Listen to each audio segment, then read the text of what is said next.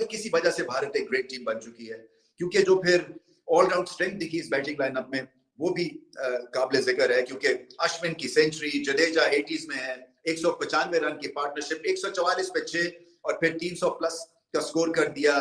Run rate के हिसाब से लाजवाब पार्टनरशिप, अकलमंदी के हिसाब से लाजवाब। इसे कहते हैं वो टीम जो कि डिजर्व करती है वर्ल्ड टेस्ट चैंपियनशिप का फाइनल खेलना। 144 फॉर 6 ये वो स्कोर था जिसपे बांग्लादेशी बॉलर्स की आंखों में एक चमक आ गई थी, लेकिन फिर 195 रन की पार्टनरशिप लगी जडेजा और अश्विन के दरमियान और ये चमक गायब भी हो गई। सिचुएशन नहीं आती है ज्यादातर, क्योंकि भारत के जो टॉप ऑर्डर है वो इतना स्ट्रांग है, तो इन पे इतना वो रिलाय और डिपेंड अक्सर कम ही होता है।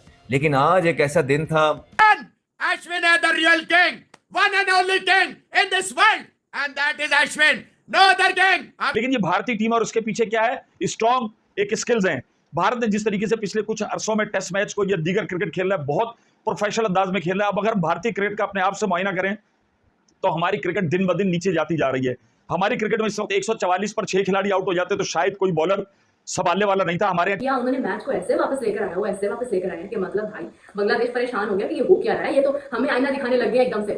ऐसा सिचुएशन कुछ ऐसी हुई कि शुरू में बांग्लादेश बड़ा मतलब खुश हुए, उनको लगा कि यार 144 पे 6 बिग गन्स सबको आउट कर लिया था, मगर एक ऑलराउंड अभी बॉलिंग स्ट्रेंथ चाहिए बांग्लादेश को, जहां पे वो भारत जैसी बड़ी टीम को सरप्राइज दे सके। जो इनके पास इंडिया के पास ये जो एक स्पिन ऑलराउंडर्स का एक ट्राइका है ना, खास करके अक्षर पटेल या जडेजा या अश्विन, इन्होंने कितनी दफ़ा जो है इंडिया को मतलब मुश्किलात से निकाला है। लास्ट 2-3 इयर्स में तो मुझे कितने इंस्टेंसेस याद है जहाँ इन्होंने मतलब बचाया है। और एक जवान चेन्नई में भी खड़ा हुआ है, जवान वही है रविचंद्रन अश्विन। मीरपुर में 42 किए, मैच विनिंग 42 थे। इंडिया 3 रन से वो टेस्ट मैच जीता था, अगर आपको याद हो, वरना बांग्लादेश अपनी तरफ से वो मैच ले गया था। आज भी 150 से नीचे। ये अश्विन और जडेजा ने तो घुमा के रख दिया इनको। अगर कुछ एक्स्ट्राऑर्डिनरी नहीं किया ये मैच हाथ से निकल जाएगा। याद रहे ये इंडिया, ये पाकिस्तान नहीं है, ये ऐसे कोई ऐसी गलती नहीं करते जैसे हम करते हैं। इनसे आपको मैच छीनना पड़ेगा। वो जैसे मैंने कहा कि भारत किसी वजह से ग्रेट टीम बन गई है, क्योंकि ऑलराउंड स्ट्रेंथ है, एबिलिटी है, गेम को समझते हैं, और यही नहीं कि टॉप ऑर्डर बैटिंग के बारे में समझता है, बल्कि लोअर मिडिल ऑर्डर की भी रिस्पॉन्सिबिलिटी वो अपनी जानते हैं और रोल्स क्लैरिफाइड है। और ये जो पार्टनरशिप है इसमें हर चीज थी।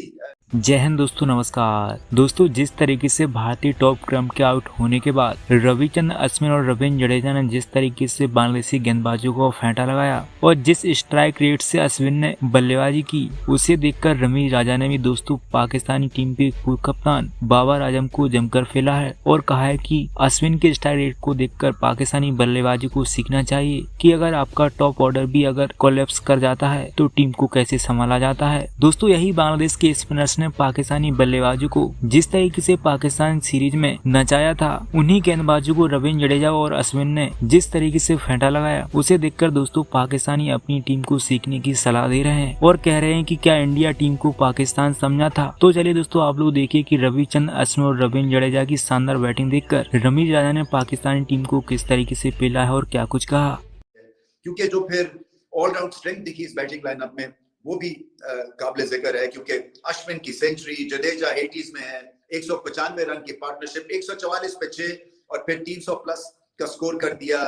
रन रेट के हिसाब से लाजवाब पार्टनरशिप, अकलमंदी के हिसाब से लाजवाब पार्टनरशिप, इसमें स्ट्रीट स्मार्टनेस भी थी, इसमें स्लॉगिंग भी थी, इसमें क्लासिकल शॉट्स भी थे। और अश्विन घर पे खेल रहे थे, और घर पे खेलते हुए जब आप इस तरह की बैटिंग करते हैं और 38 साल की उम्र में, तो फिर आप अपने करियर को 4 चांद लगा देते हैं।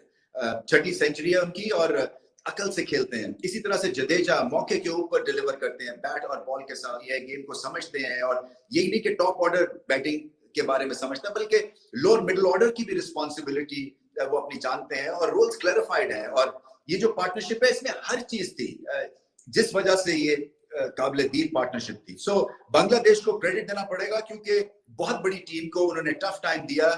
शायद ये मुकाबला एंड में बांग्लादेश जीत ना सके, क्योंकि हमें पता है कि भारत की बॉलिंग लाइनअप लाजवाब है। इसे कहते हैं कमबैक, इसे कहते हैं डोमिनेंस, इसे कहते हैं वो टीम जो कि डिजर्व करती है वर्ल्ड टेस्ट चैंपियनशिप का फाइनल खेलना। 144 फॉर 6 ये वो स्कोर था जिसपे बांग्लादेशी बॉलर्स की आंखों में एक चमक आ गई थी, लेकिन फिर 195 रन की पार्टनरशिप लगी जडेजा और अश्विन के दरमियान और ये चमक गायब भी हो गई। यहाँ देख के बांग्लादेश के लिए परेशानी बढ़ गई है, उनको कुछ एक्स्ट्रा ऑर्डिनरी करना होगा, क्योंकि ये अश्विन और जडेजा ने तो घुमा के रख दिया इनको। अगर कुछ एक्स्ट्राऑर्डिनरी नहीं किया ये मैच हाथ से निकल जाएगा। और याद रहे ये इंडिया ये पाकिस्तान नहीं है, ये ऐसे कोई ऐसी गलती नहीं करते जैसे हम करते हैं, इनसे आपको मैच छीनना पड़ेगा। तो एक्साइटिंग टेस्ट मैच है। ये भारत की टीम है कि अगर उनके विराट कोहली साहब घर चले जाएं और रोहित शर्मा चले जाएं और उसके बाद वो टीम स्टैब्लिश हो जाए, अब आप देखो कि कहां जाके बॉलर ऑलराउंडर खेल रहा है। और उसने जनाब जडेजा ने 86 रन और अश्विन ने 102 रन सेंचुरी उस वक्त स्कोर किया जिस वक्त टीम को जरूरत थी। कहां भारत के 144 रन पर अगर आप बात करें तो 6 खिलाड़ी आउट हो गए। उसके बाद कुछ समझ में नहीं आता था कि भारत जो है वो 337 रन कर सके। लेकिन ये भारतीय टीम और उसके पीछे क्या है, स्ट्रॉन्ग एक स्किल्स हैं। भारत ने जिस तरीके से पिछले कुछ अरसों में टेस्ट मैच को या दीगर क्रिकेट खेल रहा है, बहुत प्रोफेशनल अंदाज में खेल रहा है। अब अगर भारतीय क्रिकेट का अपने आप से मुआयना करें तो हमारी क्रिकेट दिन ब दिन नीचे जाती जा रही है।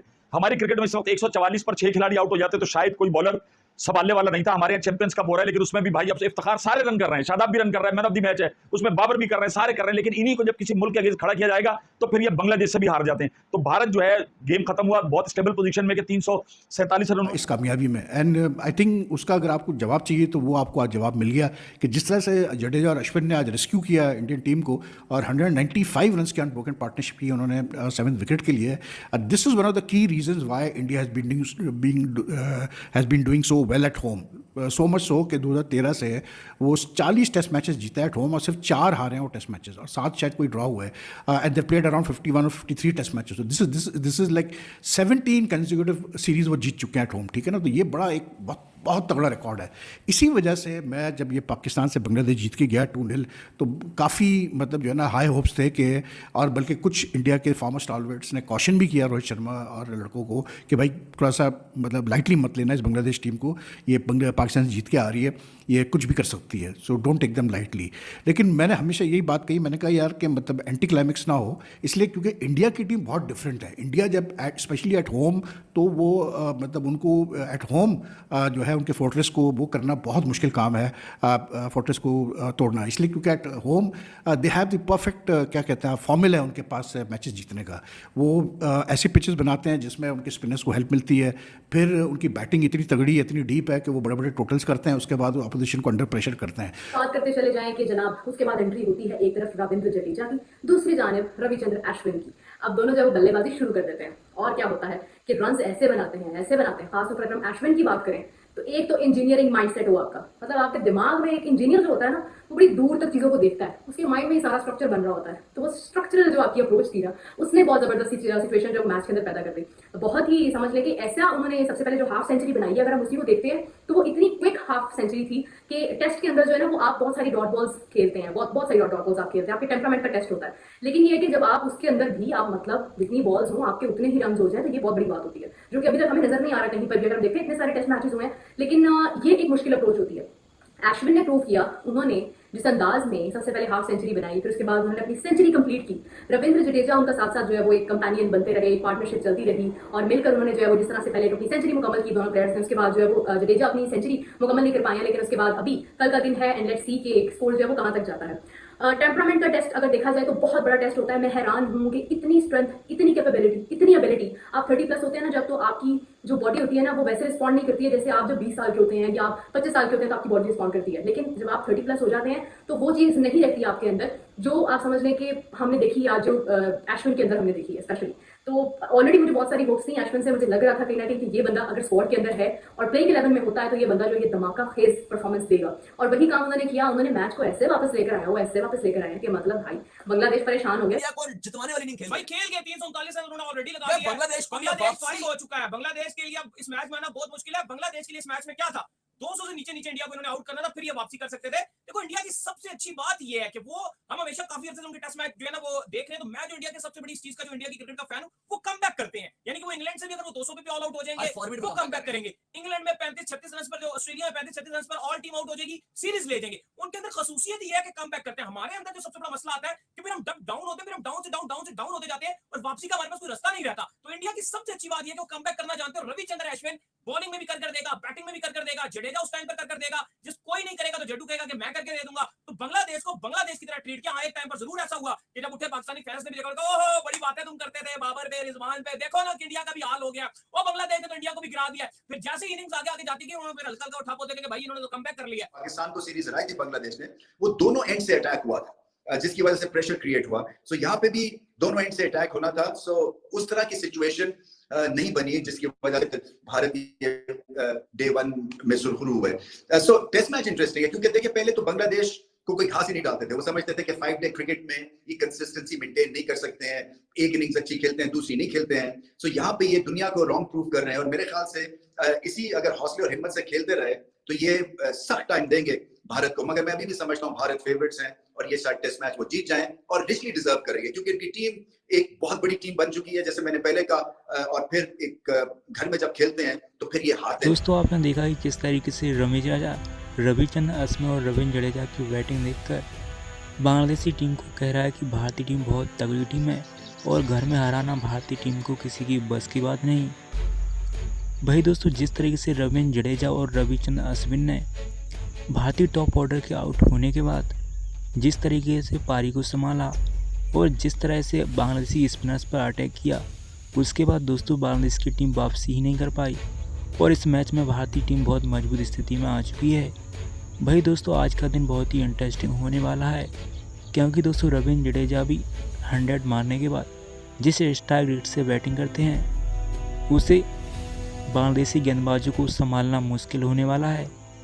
भाई दोस्तों अब बैटिंग करने के लिए आएंगे जसप्रीत बुमराह भी दोस्तों बल्लेबाजी के लिए जाने जाते हैं और दोस्तों भारतीय टीम की इस टेस्ट मैच में मजबूत पकड़ हो चुकी है। दोस्तों आपको पता ही होगा जब बांग्लादेश और पाकिस्तान टीम की टेस्ट सीरीज चल रही थी तो इन्हीं बांग्लादेशी स्पिनर्स ने पाकिस्तानी बल्लेबाजों को इस कदर नचाया था। पाकिस्तानी बल्लेबाज बांग्लादेशी स्पिनर्स की फिरकी में से निकल ही नहीं पाए थे और जिस तरह का हाल रविचंद्रन अश्विन और जडेजा ने कल बांग्लादेशी स्पिनर्स बॉलर्स का किया, उसके बाद दोस्तों पाकिस्तानी मीडिया भी इन्हीं स्पिनर्स ने हमारे खिलाफ किस तरह की गेंदबाजी की थी और भारत में जाकर बंगाली पूरी तरह से एक्सपोज हो गए।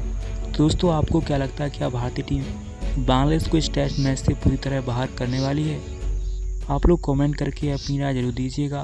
और दोस्तों अगर आप भी पाकिस्तानी मीडिया से जुड़े ऐसे वीडियोस को देखना पसंद करते हैं तो दोस्तों इस वीडियो को लाइक करके चैनल को अभी सब्सक्राइब कर लीजिए, जिससे कि आप ऐसे वीडियोस को लगातार इस चैनल पर सबसे पहले देख पाएंगे। तो दोस्तों फिलहाल इस वीडियो में इतना ही, मिलते हैं नेक्स्ट वीडियो में। तब तक के लिए जय हिंद, वंदे मातरम।